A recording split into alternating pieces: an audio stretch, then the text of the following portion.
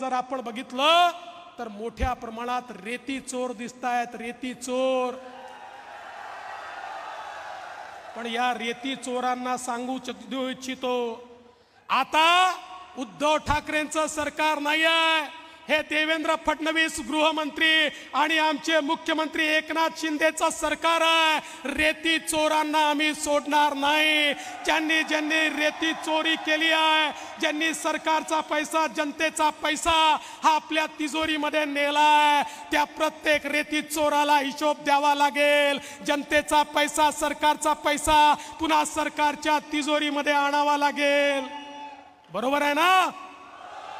करायचं ना रेती चोरांवर कारवाई? कोण आहेत रेती चोर? कोण आहेत? आणि त्यांना एक काँग्रेसचा नेता संरक्षण देतोय आणि त्यांना असं वाटतं दहशतीच्या भरोशावर निवडणुका जिंकू।